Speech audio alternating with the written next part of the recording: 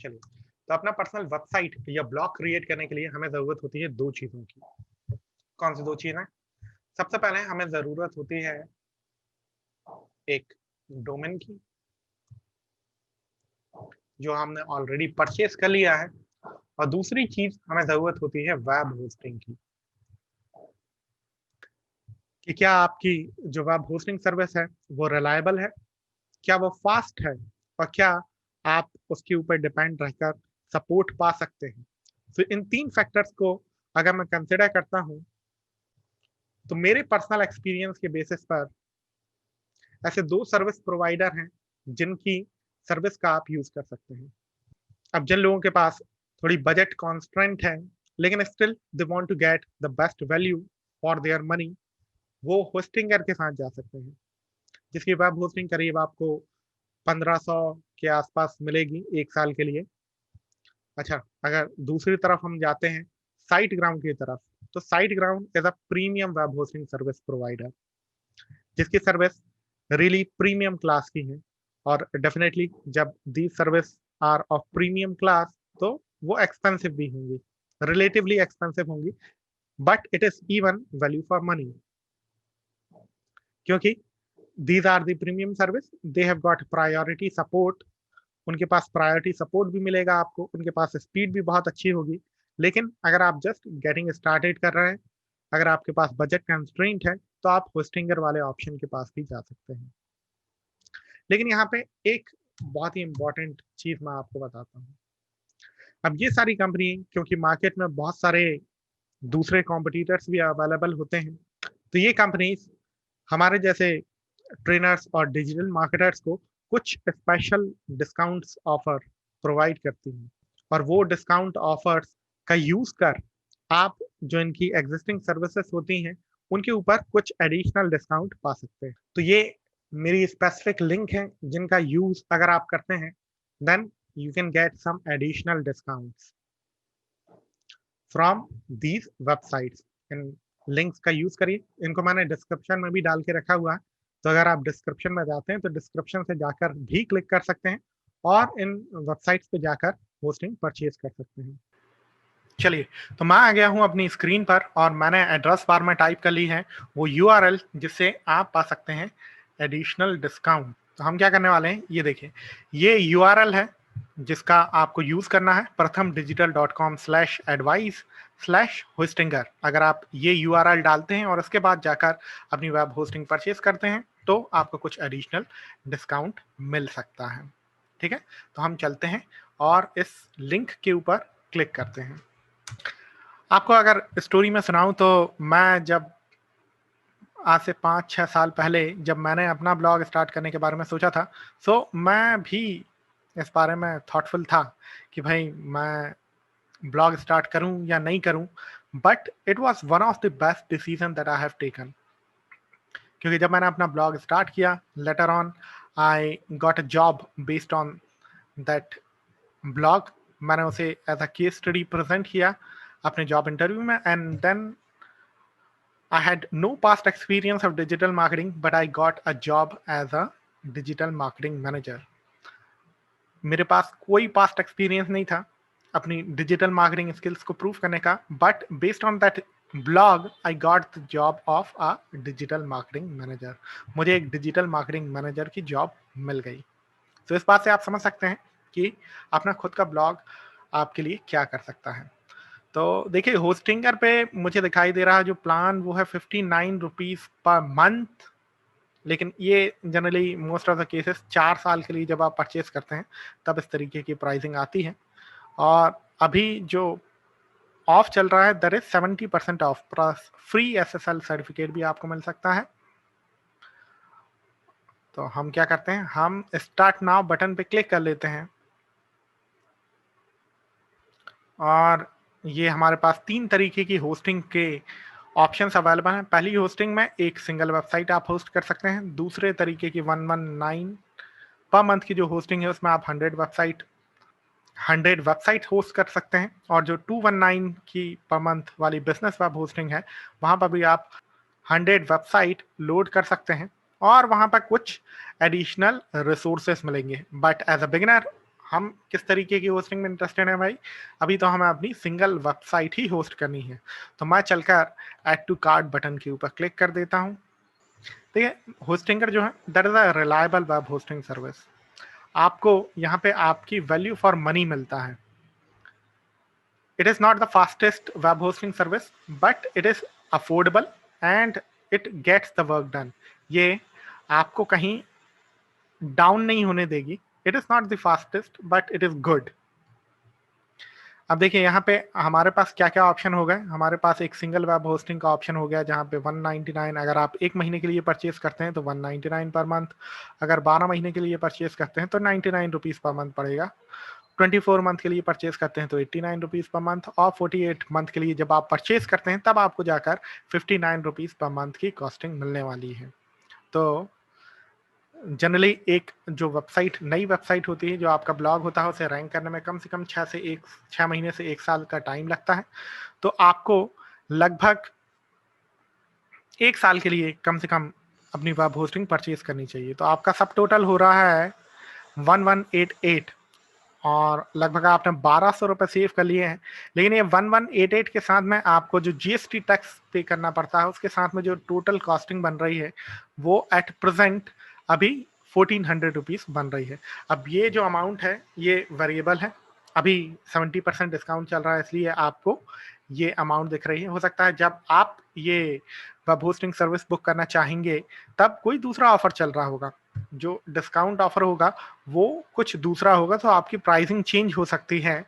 But it is important that you make this small investment.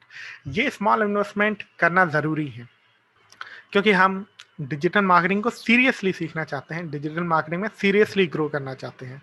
और अगर आप अपने खुद का ब्लॉग बिल्ड कर लेते हैं, उसके ऊपर अच्छी फैन फॉलोइंग बिल्ड कर लेते हैं, then definitely you can get a job like me. तो ये जो इन्वेस्टमेंट है, जो हम 1400 रुपीज़ की इन्वेस्टमेंट कर रहे हैं, that investment is for future. हम अपनी एजुकेशन के ऊपर इन्वेस्टमेंट क्यों करते हैं? अपने फ्यूचर को इम्प्रूव करने के लिए। ये जो इन्वेस्टमेंट है ये आपके फ्यूचर को इम्प्रूव करने के लिए है।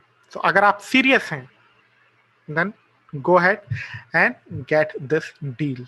सो क्या करेंगे हम जाकर करेंगे चेकआउट नाउ बटन पे क्लिक। अब वो हमें इससे पूछ रहा है अगली स्क्रीन पर जाके आपको साइन अप करना है या साइन इन करना है। एक नए अकाउंट से साइन अप कर लेता हूँ। चाहें तो आप यूज़र नेम से भी साइन अप कर सकते हैं, लेकिन क्योंकि कई बार पासवर्ड डालने की कुछ इशू आ जाते हैं, कई बार हम पासवर्ड ध्यान नहीं रख पाते हैं, तो उन सब कारणों से जीमेल जो है वो सबसे सेफेस्ट ऑप्शन है। जीमेल जाइए, उसके ऊपर एंटर कर दीजिए और आपकी डिटेल आ जाएंगी। आप अगली स्क्रीन पर हमें डिसाइड करना ही है हमारी पेमेंट मेथड। तो बहुत सारे ऑप्शन हैं आपके पास, यूपीआई का ऑप्शन भी है, पेटीएम का ऑप्शन भी है, नेट बैंकिंग कर सकते हैं आप डेबिट कार्ड के थ्रू पेमेंट कर सकते हैं, पेपाल इंटरनेशनल कार्ड के थ्रू भी पेमेंट कर सकते हैं। तो मैं क्या करता हूँ, मैं यूपीआई का ऑप्शन चूज कर लेता हूँ और यहाँ पर आपको डालनी है अपनी एड्रेस डिटेल्स। तो मैं क्या करता हूँ, जल्दी से जाकर एड्रेस डिटेल डालता हूँ और पेमेंट करता हूँ, और उसके बाद मैं मिलता हूँ आपको अगली स्क्रीन पर। सो पेमेंट करने के बाद होस्टिंगर आपसे पूछता है आपका डिफ़ॉल्ट डोमेन, जहाँ पे हम एंटर कर देते हैं हमने जो डोमेन परचेज किया हुआ है, और वो हमें रीडायरेक्ट कर देता है इस एच पैनल पर, जहाँ से हम अपनी वेबसाइट को अपलोड करने वाले हैं।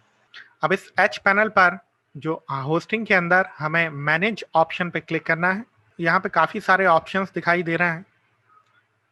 सो सीखने के लिए काफ़ी सारी चीज़ें हैं, एक एक स्टेप करके हम आगे बढ़ेंगे। तो सबसे पहले अभी देखिए हमने जो हमारा डोमेन था वो परचेज किया था गोडैडी से, और हमारी जो होस्टिंग हमने परचेज करी है वो है होस्टिंगर से।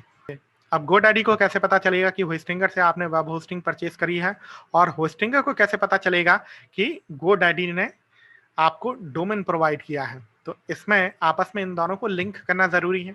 अच्छा, उस लिंक को करने के लिए क्या किया जाता है, हमें एक रिकॉर्ड अपडेट करना होता है जिसको हम बोलते हैं नेम सर्वर रिकॉर्ड, और वो हमें मिलता है इस अकाउंट डिटेल सेक्शन में। कई बार क्या होता है कि आपको ऑन स्क्रीन पर नेम सर्वर दिखाई देते हैं, और अगर वो ऑन स्क्रीन नहीं दिखाई दे रहे हैं तो आप इस अकाउंट ऑप्शन के ऊपर क्लिक करते हैं और यहाँ पर डिटेल सेक्शन में पहुंच जाते हैं, जहां पर मुझे दिखाई दे रहे हैं पहले नेम सर्वर के रिकॉर्ड। तो नेम सर्वर के 2 रिकॉर्ड मुझे दिखाई दे रहे हैं, उनके सामने कुछ नंबर्स लिखे हुए हैं। ये बेसिकली आईपी एड्रेस हैं जिनके ऊपर हमारा वेब सर्वर है वो बेस्ड है। और यहाँ पर जो 2 रिकॉर्ड दिखाई दे रहे हैं, इन्हें आपको कॉपी करना है और इन्हें जाके हम पेस्ट करेंगे अपने GoDaddy के अकाउंट में। तो मैं आ गया हूँ GoDaddy पे और यहाँ पे चल के हम कर लेते हैं अपने अकाउंट में लॉगिन। तो मैं क्लिक करता हूँ साइन इन बटन पर और यहाँ साइन इन पेज पे मुझे नीचे ऑप्शन दिखाई दे रहा है गूगल का। तो मैं जाकर अपनी जीमेल जो अकाउंट है उससे लॉगिन कर लेता हूँ। अच्छा, अगर आप मल्टीपल जीमेल अकाउंट मैनेज करते हैं मेरी तरह, तो आपको ये ध्यान रखना है कि आपने किस अकाउंट से जाकर अपने डोमेन को परचेज किया था और उसी अकाउंट से हमें जाकर लॉगिन करना है। तो लॉगिन करने के बाद GoDaddy हमें इस स्क्रीन पर ले आता है, माय प्रोडक्ट पेज के स्क्रीन पर। और यहाँ पे तो हमें अपना डोमेन नहीं दिखाई दे रहा है, तो मैं क्या करता हूँ, नीचे चल के स्क्रॉल डाउन करता हूँ और ये देखिए ऑल प्रोडक्ट्स के अंदर मुझे डोमेन दिखाई दे रहा है। अब यहाँ डोमेन के ऑप्शन में जो सेकंड ऑप्शन है डीएनएस का, ये ऑप्शन हमें क्लिक करना है। डीएनएस ऑप्शन पे क्लिक करने के बाद हम डीएनएस मैनेजमेंट पेज पे पहुंच जाते हैं और यहाँ पे मुझे अलग अलग रिकॉर्ड्स दिखाई दे रहे हैं। A name record, C name record, NS name server के रिकॉर्ड जो हैं ऐसे हैं। और यहाँ नीचे स्क्रॉल डाउन करने पे मुझे ऑप्शन दिखाई दे रहा है नेम सर्वर्स का और यहाँ पे लिखा हुआ है चेंज। तो यहीं पे जाके हमें अपने जो होस्टिंगर, हमारी जो वेब होस्टिंग सर्विस प्रोवाइडर हैं, उससे जो नेम रिकॉर्ड मिले हैं उन्हें जाके यहाँ पे अपडेट करना है। तो हम चलकर वापस से चलते हैं होस्टिंगर पे और अपना पहला रिकॉर्ड जो है उसे कॉपी करते हैं और यहाँ पे आकर चेंज नेम सर्वर बटन पे क्लिक करते हैं। चलिए, तो अगले पेज पर ऑप्शन है हमारे पास connect my domain to a website और नीचे यहाँ पे लिंक दी हुई है enter my own name server. तो इस ऑप्शन के ऊपर मैं क्लिक करता हूँ। अब यहाँ पे 2 रिकॉर्ड के ऑप्शन मुझे दिख रहा है, नेम सर्वर 1 और नेम सर्वर 2। तो जो पहला रिकॉर्ड है हम जाके उसको पेस्ट कर देते हैं। फिर से चलते हैं, अब की बार हम दूसरे रिकॉर्ड को कॉपी करते हैं और दूसरे ऑप्शन में पेस्ट कर देते हैं। तो हमने क्या किया, हमने जो हमें होस्टिंगर से नेम सर्वर के रिकॉर्ड मिले थे, उन रिकॉर्ड्स को हम जाकर अपडेट कर रहे हैं हमारे GoDaddy के अकाउंट में। ये 2 नेम सर्वर के रिकॉर्ड हमने अपडेट कर दिए हैं और अब हमें क्या करना है, हमें जाके सेव बटन पे क्लिक करना है। तो मैं जाके सेव बटन पे क्लिक कर देता हूँ। अब GoDaddy हमसे कंसेंट मांग रहा है कि हम अपने नेम सर्वर चेंज कर रहे हैं, तो हम यस कर देते हैं और कंटिन्यू कर देते हैं। तो आप देखिए ये हमारे नेम सर्वर अपडेटेड हो गए हैं। यहाँ पे जो नए नेम सर्वर हमने डाले हुए थे होस्टिंगर से, वो यहाँ पे अपीयर हो रहे हैं। तो हमारा काम हो गया है कंप्लीट। तो अभी तक देखिए हम लोगों ने क्या किया है, हमने सबसे पहले जाकर वेब होस्टिंग परचेज करी है होस्टिंगर से। उसके बाद होस्टिंगर और GoDaddy को आपस में लिंक किया है। लिंक करने के लिए हमने क्या यूज किया है, नेम सर्वर रिकॉर्ड्स। अब जो अगली प्रोसेस हमें करनी है, वो हमें करना है अपनी वेबसाइट बनानी है, हमारा ब्लॉग सेटअप करना है। तो ब्लॉग सेटअप करने के लिए हम वापस चलते हैं हमारे होस्टिंगर के अकाउंट में और यहाँ पे जाके हम डैशबोर्ड ऑप्शन पे क्लिक करते हैं। अब ये मैं वापस से पहुंच गया डैशबोर्ड में, जहाँ पे काफी सारे मुझे ऑप्शन दिखाई दे रहे हैं। और वेबसाइट सेटअप करने के लिए देखिए आपको इन सारे ऑप्शन की जरूरत नहीं है। आपको वेबसाइट वाले ऑप्शन पे स्क्रॉल डाउन करना है और वहां पे आपको एक ऑप्शन दिखेगा ऑटो इंस्टॉलर का। तो ये क्या करेगा, विदाउट कोडिंग किए हुए हम बस एक बटन पे क्लिक करेंगे और हमारी जो वेबसाइट है वो बनकर तैयार हो जाएगी। तो ऑप्शन क्या दिखाई दे रहा है सामने, मुझे ऑप्शन दिखाई दे रहे हैं ऑटो इंस्टॉलर में WordPress, Joomla, WooCommerce and others. हमें क्या यूज करना है, वर्डप्रेस। तो यहाँ पे क्या करना है, आपका ऑलरेडी जो डोमेन है वो ऑलरेडी सिलेक्टेड यहाँ पे दिखाई देगा, जो आपने परचेज करते समय एंटर किया है। उसके बाद यहाँ पे आपको वर्डप्रेस लिखा दिख रहा है, लेकिन यहाँ पे आपको कुछ नहीं लिखना है। It this section has to be completely blank. यहाँ पे हम एडमिनिस्ट्रेटर यूजर नेम, तो आप किस यूजर नेम के साथ अपनी वेबसाइट बनाना चाहते हैं वो एंटर कर दीजिए। तो मैं एक यूजर नेम एंटर कर देता हूँ, अपना एक एडमिनिस्ट्रेटर पासवर्ड एंटर कर देता हूँ।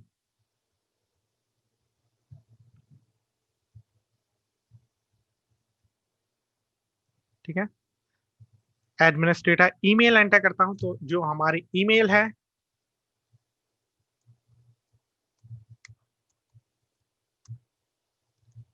वो मैंने एंटर कर दी हुई है। अच्छा, वेबसाइट का टाइटल हम क्या रखना चाहते हैं वो मैं एंटर कर देता हूं।